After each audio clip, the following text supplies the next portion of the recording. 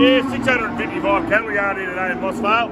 We saw the best of the cows making up to $3.72. Best of the heavy steers here making $4.55. Sort of that 410 to 455 for the 4 and 6-2 steers.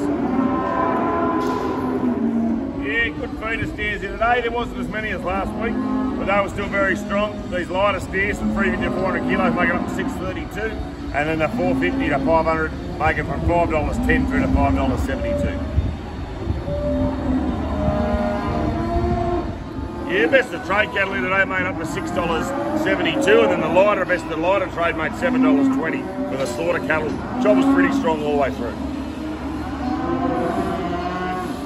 It's a very nice restock of steers here today. These are all 150 kilo ones, making up to $9 here today in the market, coming out at about $1,300 to $1,500. Very nice runner restock of heifs here today, ready to join back to the bull.